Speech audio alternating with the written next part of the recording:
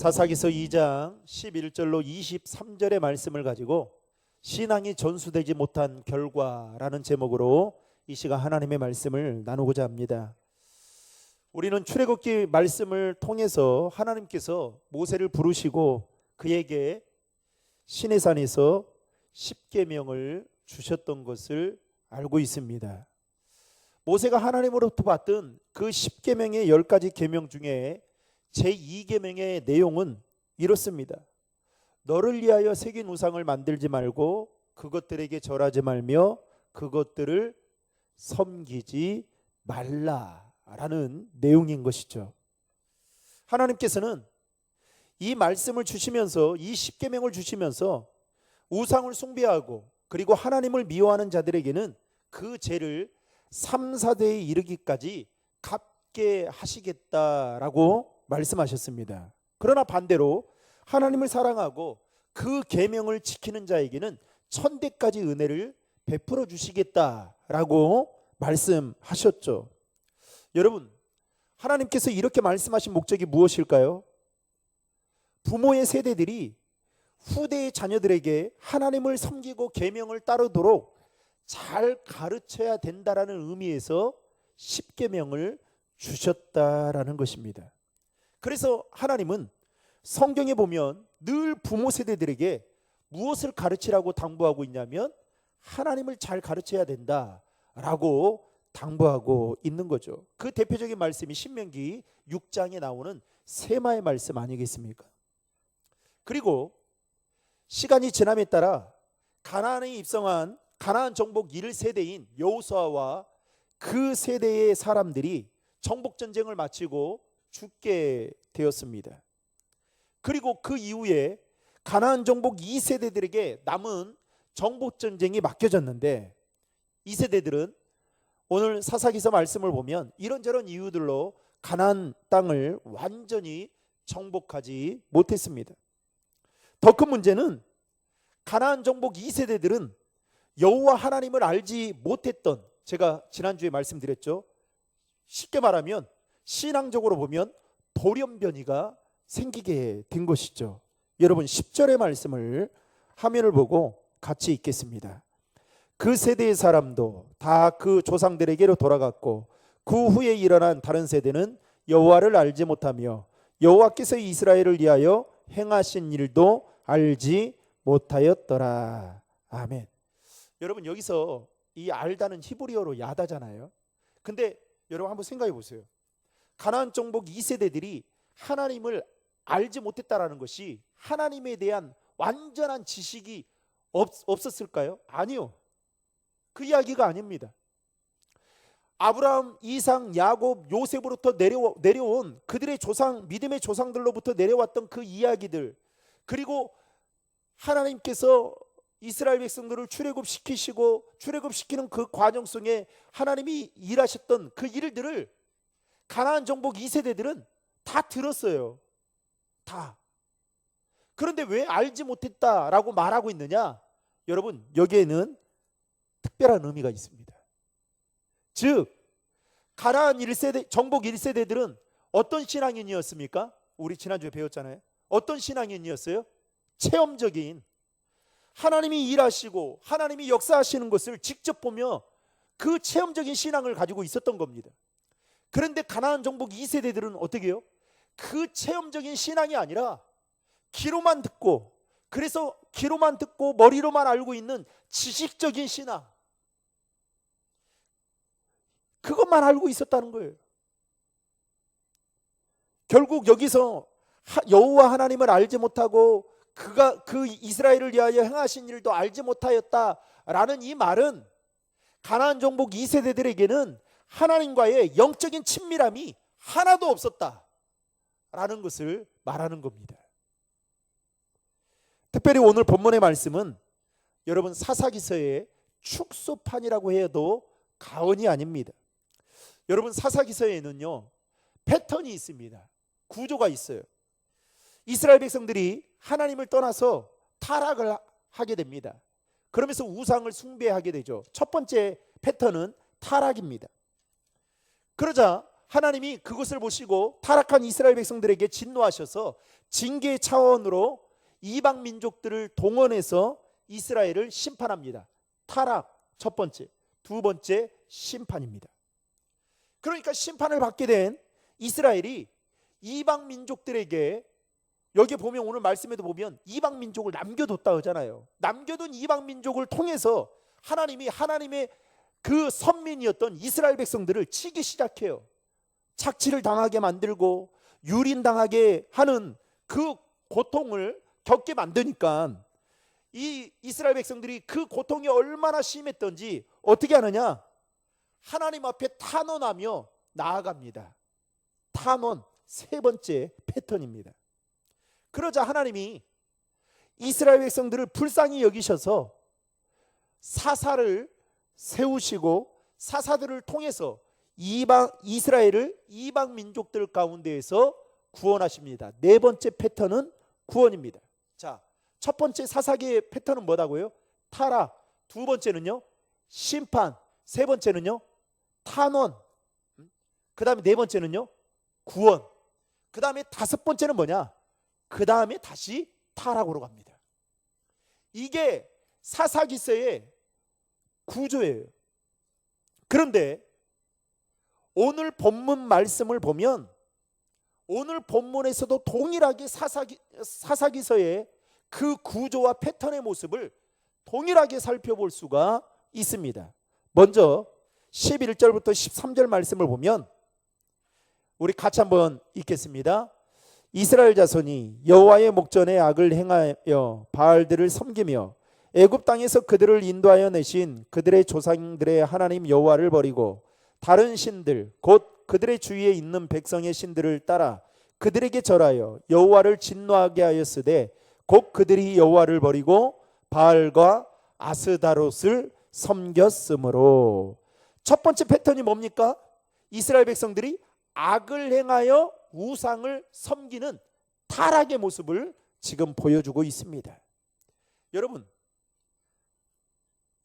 타락하니까 누구를 버려요? 여호와 하나님을, 자기 조상들이 섬기던 그 하나님을 버리더라는 거죠. 특별히 여기서 악을 행하다라는 이 말의 어원적인 의미를 찾아보니까 이렇게 표현하고 있어요. 계속해서 반복적으로 악한 일을 하였다. 그러니까 하나님을 섬겨야 될 이스라엘 백성들이 당시 기후와 농사를 지배하는 신인 바알신을 섬기게 되고요. 그리고 풍요와 사랑, 그리고 전쟁을 지배하는 신인 바알의 아내인 아스다롯 신을 섬기게 됩니다. 그런데 이 바알과 아스다롯을 이스라엘 백성들이 섬기는데 그 섬기는 것이 어떻게 해요? 계속해서 반복적으로, 즉 그들의 삶의 일상이 되어버릴 정도로 가나안 땅에 거주하는 족속들과 별반 다르지 않는 삶을 이스라엘 백성들이 타락하니까 살아가게 되더라는 것입니다. 여러분, 여기서 우리가 한 가지 살펴봐야 될 게 있어요. 우리의 신앙도 마찬가지예요. 우리의 마음이 하나님으로부터 멀어지는 순간 여러분, 우리의 삶을 한번 돌아보십시오. 하나님이 기뻐하시는 곳에, 또 하나님이 기뻐하시는 일에 내가 관심을 갖고 그 자리에 머물러 있는지를 돌아보면 여러분 알 수 있습니다. 중요한 것은 마음으로부터 하나님을 떠나게 되고 하나님과 영적인 친밀한 관계가 없으면 여러분 그렇게 살아가는 것이 이제는 우리의 삶의 일상화 되어버린다는 거예요. 그러니까 여러분, 썬데이 크리스찬은 평생 어떤 특별한 일이 아닌 이상은 썬데이 크리스찬으로 끝날 거예요. 계기가 아니면. 그리고 그거 한 번 드리는 게 나는 하나님 앞에 모든 예배를 잘 드렸다, 이렇게 생각하는 거예요. 여러분, 진짜 하나님이 좋으시면 여러분 이 하나님이 기뻐하는 자리에 안 나올 수가 없어요. 저는 이거는 제 신앙적 경험이기도 하지만 믿음의 선배들의 이야기입니다. 그런데 우리의 삶이, 오늘 이스라엘 백성들은 삶이 어때요? 죄를 짓는 것이 이제는 그들의 일상이 되어버릴 정도로, 가나안 땅에 거주하고 있는 그 족속들과 전혀 다르지 않는 삶을 살아가는 그 타락의 모습을 첫 번째로 보여주고 있습니다. 두 번째로 사사기서의 두 번째 구조는 뭡니까? 하나님의 징계와 심판입니다. 여러분, 오늘 본문 14절과 15절이 이를 증명해 주고 있는데요, 같이 화면을 보고 읽겠습니다. 여호와께서 이스라엘에게 진노하사 노략하는 자의 손에 넘겨주사 그들이 노략을 당하게 하시며 또 주위에 있는 모든 대적의 손에 팔아 넘기심에 그들이 다시는 대적을 당하지 못하며 쓰며 그들이 어디로 가든지 여호와의 손이 그들에게 재앙을 내리시니 곧 여호와께서 말씀하신 것과 같고 여호와께서 그들에게 맹세하신 것과 같아서 그들의 괴로움이 심하였더라. 여러분, 지금 화면에 색이 치여 있는 것을 보십시오. 지금 이스라엘 백성들이 타락했습니다. 그러니까 하나님이 어떻게 합니까? 색이 치여 있는 부분에 보면 진노하십니다. 그 진노가 무엇이었습니까? 그들이 어디로 가든지 여호와의 손이 어떻게 한다고요? 그들에게 뭐 한다고요? 재앙을 내리신다는 거예요. 그런데 그 재앙을 내리시니까 그들의 괴로움이 어땠다라고 말하고 있습니까? 심하였더라라고 말하고 있습니다. 타락한 이스라엘 백성들을 하나님은 그냥 내버려 두지 아니하시고 진노하시는데 주변에 있는 이방 민족들을 세우셔서 그들을 쳐서 종으로 부리게 만듭니다. 또 대적들에게 수모를 당하게 만듭니다. 심지어는 그들이 어디로 가든지 하나님의 손이 그들에게 재앙을 내리시겠다라고 말씀하시기까지 하고 계십니다. 여러분, 이것은 곧 하나님의 심판의 말씀이자 다른 한편으로 생각해 보면 하나님께서 선민인 이스라엘 백성들이 내 품으로 다시 돌아와야 된다라는 일종의 경고성 있는 사랑의 책찍이다라는 것입니다. 여러분, 자녀들이 잘못하면 부모가 매를 드는 것은 당연한 거죠. 그런데 이번에 여러분 아십니까? 수험생이 시험을 보다가 조금 이렇게 끝났는데 늦게 이렇게 체크를 했는가 봐요. 그러니까 시험 감독관 3명이 너 이거 부정 선거다, 그렇게 이제 하니까 이 애가 이제 화가 났는가 보죠. 그래서 이제 부모님한테 말하니까 이제 부모님이 찾아와 가지고 선생님을 그렇게 힘들게 했다 하잖아요. 여러분, 엄밀히 잘못은 학생이 한 거죠. 그러면 어떻게 해요? 부모님이 거기에 대한 너 왜 그렇게 했냐, 네 마음은 잘 알겠지만 이렇게 해서 그 내부에서 끝내야 될 일을 여러분 채찍을 들여야 될 때에 채찍을 들지 않는 겁니다. 여러분, 로마서에 보면 하나님이 우리에게 징계가 없으면 뭐라고 말하고 있어요? 사생제라고 하잖아요. 여러분이 하나님과의 마음으로 떠나고 하나님이 기뻐하시는 자리에 머물러 있지 않고 그런데도 여러분들의 삶이 아무렇지 않으면요, 여러분 생각해 봐야 돼요. 하나님이 여러분 무관심한다면, 사람도 여러분 무관심하면 얼마나 무서운지 아세요? 그것처럼 힘든 거 없어요. 여러분, 그것처럼 마음 불편하고. 그런데 하나님의 자녀가 하나님의 그 관심과 하나님의 그 터치와 하나님의 인도하심을 받으며 살아야 되는데 하나님이 무관심한다? 여러분, 이것처럼 대안이 없는 게 어디 있겠습니까? 교회도 그래요.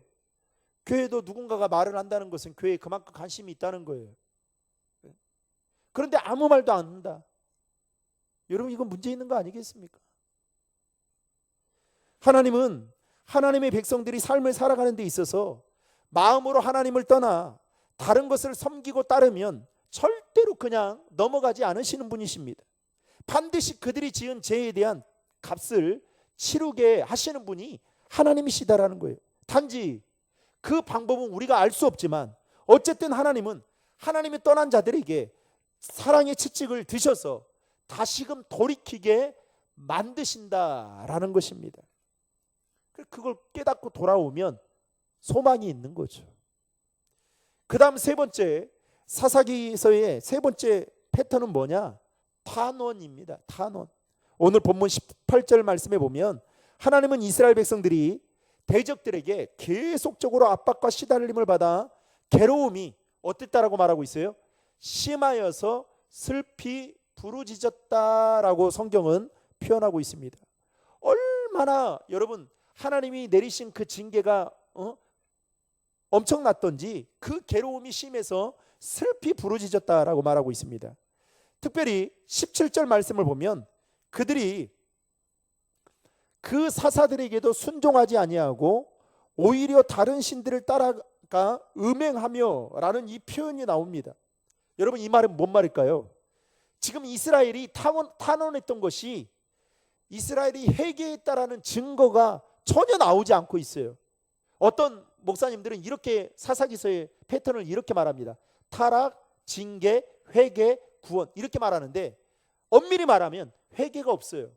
성경을 보면 단지 자기들의 죄에 대한 징계를 받아서 고통스러워 할 뿐이었습니다.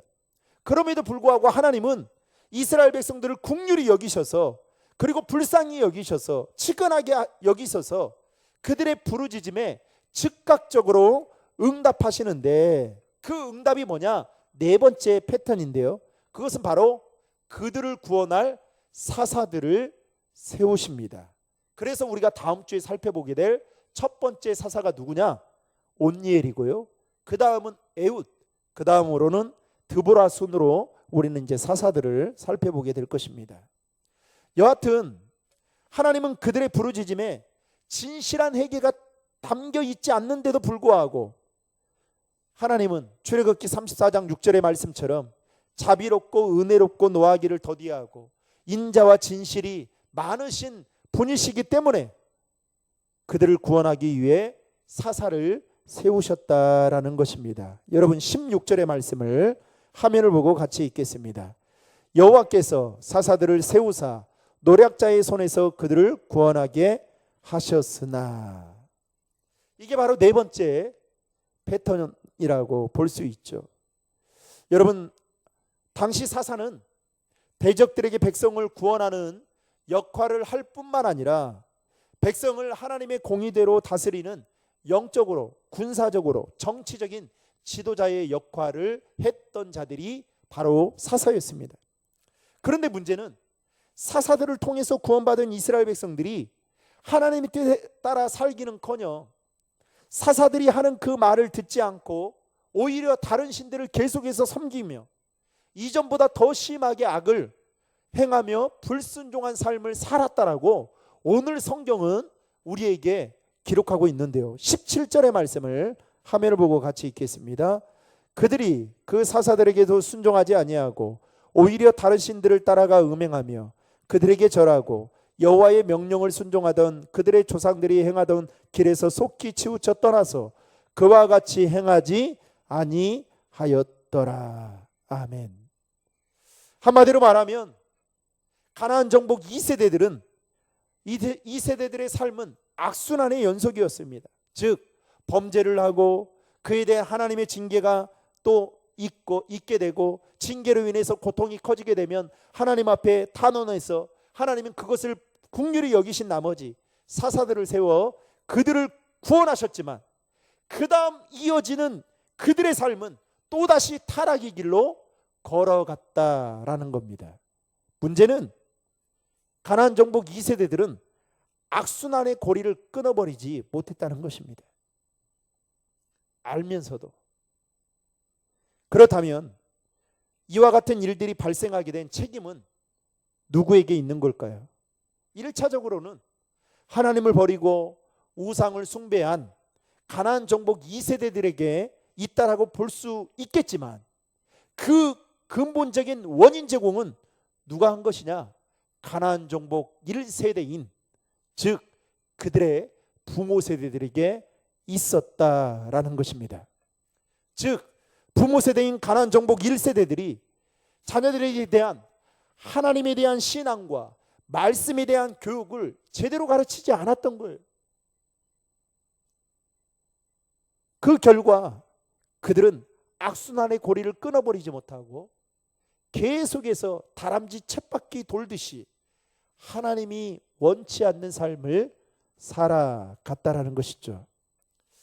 여러분, 가나안 정복 1세대들은 하나님에 대한 신앙을 가지고 있고 또 체험적인 신앙뿐만 아니라 그들은 가나안 정복이라는 엄청난 위협을 이루었던 자였습니다. 그런데 거기까지였습니다. 여러 가지 이유들로 분주한 나머지 자기 자녀 세대들에게 하나님에 대한 신앙과 말씀을 올바로 가르치지 못했던 것이 이러한 비극을 만들어 내고 말았던 것입니다.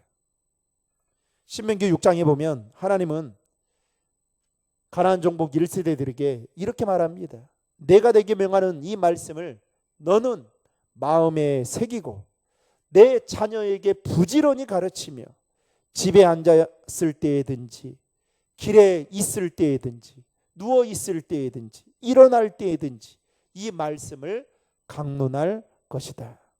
즉 자녀에 대한 신앙 교육의 중요성을 이렇게 말씀하고 있는 겁니다. 그러나 이 가나안 정복 1세대들은 이 말씀을 제대로 실천하지 못했던 것입니다. 자기들이 체험했던 그 체험적인 신앙을 자녀들에게 신앙의 유산으로 남겨주지 못한 그 결과를 우리는 오늘 말씀을 통해 아주 구체적으로 살펴보고 있는 것입니다. 여러분, 역대상에 보면 다윗이 이스라엘의 왕에 오르게 되고 그리고 자신이 가지고 있는 그 모든 것과 자신이 후손들까지 다 하나님의 것이면 하나님의 것이다라는 것을 알고 있음에도 불구하고 한때는 자신의 것인 양 착각하고 교만했던 때가 있었습니다. 그것을 역대상에서는 이렇게 말해요. 부엘셀바에서 단까지 모든 인구를 조사하라 라는 이 단어 안에 이 다윗의 마음이 녹아져 있었던 것입니다. 다윗이 당시 인구조사를 명령했던 것은 자신이 가지고 있는 그 권세와 영토와 국가적인 부를 자랑하고 싶고 더 나아가서 그것을 유지하기 위해 더 많은 강한 군대가 필요하다라는 생각이 들어서 인구조사를 했던 겁니다. 여러분, 하나님이 그의 삶에 그 모든 것들을 책임져 주고 자신이 속한 나라를 하나님이 지켜주신다라고 인정한다면 인구조사할 필요가 없는 거죠. 그렇지 않습니까? 즉 인구조사의 명령은 다윗의 불신앙과 교만을 보여주는 것이다 라고 말할 수 있는 것이죠. 그래서 하나님이 여러분 다윗과 이스라엘에게 벌을 내리시는데 여러분 이스라엘 백성들이요 하루 만에 7만 명이 그 인구조사로 인해서 죽게 됩니다. 7만 명이요 여러분. 7만 성도 7만 교회. 여러분 이렇게 생각하면 여러분 좀 될 거예요. 사랑의 교회가 뭐 10만 정도 된다고 하는데 어마어마한 거예요 여러분. 그러니까 그 일을 통해서 다윗이 그때서야 정신을 차리고 뼈저리게 후회하고 회개합니다. 그래서 역대상 22장으로 가면 다윗이 자신의 아들 솔로몬에게 나에게 가장 큰 소원이 있다라는 말을 해요. 유언과 같은 말을 합니다. 그러면서 그 소원이 무엇입니까? 라고 물었더니 내 소원은 성전 건축이다 라고 말을 하지만 나는 안타깝게도 나는 내 때에 나는 성전을 건축할 수 없다. 그 일은 하나님이 허용하지 않았다라고 말합니다. 그러면서 솔로몬에게 그의 아들 솔로몬에게 성전을 건축하는 것이 하나님의 뜻이다라고 말하면서 그 일에 최선을 다하라는 말로 이렇게 설명하고 있습니다. 역대상 22장 5절의 말씀 화면을 보고 같이 읽겠습니다. 다윗이 이르되 내 아들 솔로몬은 어리석고 미숙하고 여호와를 위하여 건축할 성전은 극히 웅장하여 만국의 명성과 영광이 있게 하여야 할지라. 그러므로 내가 이제 그것을 위하여 준비하리라 하고 다윗이 죽기 전에 많이 준비하였더라. 비록 다윗은 그가 지은 그 잘못으로 인해서 하나님께 엄청나게 크게 얻어맞았지만 여러분 그 일을 통해서 그는 초심을 회복했고 그리고 자신의 아들에게 신앙적으로 좋은 영향력을 끼쳤던 나머지 여러분 솔로몬이 왕이 되고 나서 어떻게 합니까? 1,000번제를 드렸던 것을 보게 됩니다. 1,000번제를 그가 드렸던 이유는 그의 아버지 다윗으로부터 물려받은 신앙과 예배에 대한 가치를 교육받았기 때문이었습니다. 솔로몬이 그냥 일천번제 드린 게 아니다라는 거예요. 즉 아버지 다윗이 하나님을 어떻게 섬기고 또 어떻게 섬겨야 되는지를 보고 듣고 배운 그대로 솔로몬은 그와 같은 행동을 했다라는 것이죠. 미국의 역대 대통령 중에 미국인들로부터 가장 사랑받는 대통령 중에 한 사람이 바로 아브라함 링컨입니다. 그의 어머니 낸시가 하루는 죽음을 눈앞에 두고 아들 링컨을 부르더니 이렇게 말합니다. 아들아, 나는 이제 너를 두고 먼저 하나님께로 간다. 나는 너에게 좋은 집도 좋은 땅도 넓은 땅도 그리고 많은 재산도 물려주지 못한다. 그렇지만 내게 이 성경책 한 권을 유산으로 남기고 싶다. 유산과 같은 이 성경책을 너는 평생 보배로 삼고 그것을 양식으로 삼아 그 교훈대로 살아가게 되면 너의 길이 형통하게 될 것이다 라는 유언의 메시지를 하게 됩니다. 그리고 그의 어머니 낸시는 떠나게 됩니다. 그리고 나서 얼마 후에 링컨은 새 어머니인 사라를 맞이하게 됩니다. 그런데 그의 새 어머니 사라도 훌륭한 사람이었습니다. 아버지는 링컨이 평범한 농부의 길을 걷기를 원하는데 그가 시간만 되면 그 어머니 낸시가 그에게 물려주었던 성경책을 읽는 거예요. 성경책과 책을 읽는 것을 보면서 아버지는 못마땅하는 겁니다. 농사 짓는데 지금 바쁜데 그렇게 성경을 읽고 책을 읽는 게 도움이 되지 않는다고 생각을 한 거예요. 그런데 그때마다 그 옆에서 그 링컨의 아버지를 설득했던 새 어머니 사라가 있었습니다. 이렇게 말하는 거예요. 여보, 나는 링컨의 엄마예요. 링컨을 낳아준 엄마처럼, 엄마의 낸시처럼 나도 키우고 싶어요. 그 낸시가 성경의 가르침과 책의 가르침을 통해서 아이를 양육했는데 저도 그렇게 키우고 싶어요 싶으니까 도와달라고 하니까 그 남편이 그 말을 듣고 도와주지 않을 수가 없었던 겁니다. 그리고 나서 나중에서야 링컨이 이 새 어머니 사라가 이와 같은 말을 했다라는 것을 알고 이렇게 말합니다. 내가 이룬 것은 두 어머니 덕분입니다. 두 어머니가 저에게 물려준 가장 위대한 유산은 성경과 그의 가르침이었습니다. 사랑하는 성도 여러분, 우리가 가장 소중하게 생각하는 우리의 자녀들에게 이것이 최고의 가치다라고 말하면서 물려줄 것이 있다면 그것은 무엇이라 생각합니까? 돈이요? 성공이요? 명예요? 넓은 집에 사는 거예요? 그동안 저와 여러분이 신앙생활하면서 경험했던 살아계신 하나님을 그 믿는 믿음, 또한 하나님을 사랑하고 우리의 삶의 우선순위가 바로 예배라는 것을, 또한 말씀에 순종하며 사는 것이 때로는 억울하게 들려지지만 그것이야말로 너의 인생이 형통한 길이다 라는 것을 본을 보여주고 가르쳐주는 것이 여러분 최고의 유산인 줄로 믿으시기 바랍니다.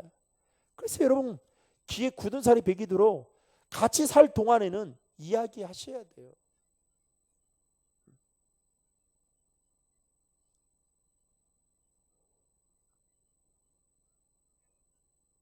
우리 막내가 제 차를요, 한 5살 때부터인가 제 차를 어떻게 그 수많은 차 중에 제 차를 딱 이렇게 꼬집어내는 거예요. 지금도 보면 제 차를 번호를 외워서가 아니라 밖에 보면 뭐가 다르대요. 그래서 이렇게 보면 차를 금방 압니다. 그러면서 참 신기했어요. 그런데 어느 날 이 잠자는 모습을 보니까 제 모습하고 똑같은 거예요. 이렇게 잠을 자야 된다 가르쳐 주지도 않았는데 똑같은 거예요. 이게 닮아가는 거죠. 여러분, 우리 자녀들은 그야말로 부모님들을 거울로 삼고 인생의 거울로 삼고 부모님들 한 그대로 따라가게 되어 있습니다. 제가 그 이제 첫 번째 교육 전도사 나가기 전에 저희 형님이 이제 먼저 전도사를 나가서, 그래서 이제 그 교회에 도와줄 겸해서 이제 교사로 가게 됐거든요. 그런데 그 교회에 이제 목사님 자녀들이 몇 명이 있었어요. 따님들이. 그런데요, 저는 그때는 이제 뭐 그냥 교사였으니까. 그런데요, 그 자녀들이 얼마나 형을 사역하는데 얼마나 괴롭히는지, 그리고 뭐가 이게 마음에 안 들었던지 아버지 목사님한테 이르는 거예요. 그러니까 내가 봐도 이해가 되지도 않는, 정말 이게 타당성이 없는 객관화된 일도 아닌데 거기에 대한 팩트 체크도 하지 않고 형을 막 나무라는 걸 보면서 어떻게 이렇게 견뎌낼까. 그리고 나서 제가 나중에서야 이제 봤거든요. 봤는데 여러분, 교회가 잘 될 리가 없어요. 제가 무슨 말씀을 드리고 싶으냐, 저도 자녀가 3명이 있지만 오늘 말씀을 준비하면서 정말 경각심을 가지고 있습니다.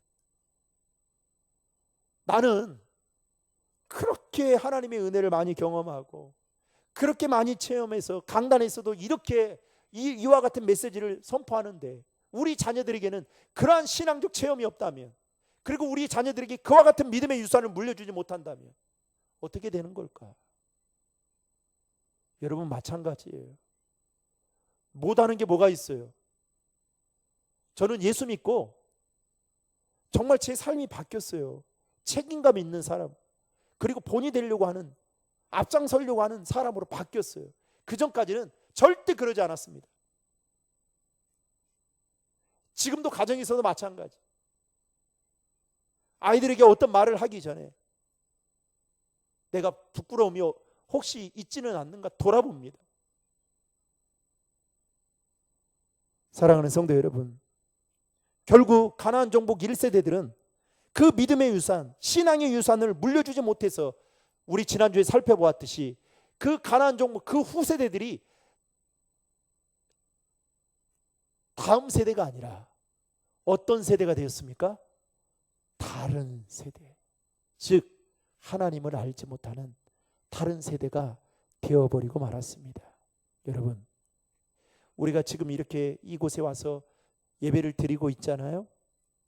여기도 여러분들이 여러분 때에 이와 같은 영광을 누리고 이후에 나는 여기에 어떻게 되든 상관없다, 여러분 이런 마음이 조금이라도 없겠지만 있다면 내려놓으셔야 돼요. 그리고 어떻게 해요?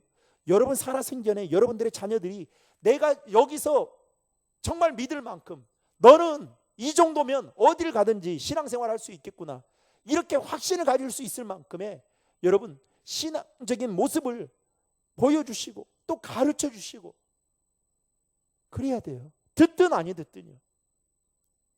저기 가면 서울에 신일교회가 있어요. 한 3,000명 되는 교회인데요. 그 담임 목사님이 장로의 신학대학교 교수입니다. 이 이야기만 하고 마치겠습니다. 그런데 그 학생들에게 얼마나 인기가 많았던지, 그리고 설교도 하면 참 은혜가 돼요. 그 뜨거움이 있어요. 근데 그 아버지 장로님이 제가 진해에 있을 때 이렇게 함께 했던 그 형님도 장로님, 그 동생도 장로님 그러시거든요. 그리고 삼형제가 다 세상적으로 보면 다 잘 됐어요. 그런데 더 훌륭한 것은 신앙적으로, 근데 그 장로님이 전 지금도 잊어버리지 않는데, 배종신 장로님이라고 잊어버리지 않는데, 그 장로님이 한 가지 빠지지 않고 삼형제를 위해서 했던 일이 있었습니다. 그게 무엇이었냐?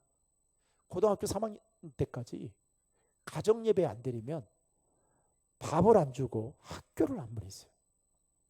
근데 그분들이, 그 삼형제가 뭐 서울대 나오고 육사 나오고 또 교수였다가 지금 담임 목사고, 이렇게 다 잘 된 거죠. 그리고 그분이 어떻게 해서 보스턴 대학교에 장학금, 풀장학금 받아가지고 장로의 신학교 교수가 된지 저는 다 알고 있거든요. 같이 기도했기 때문에.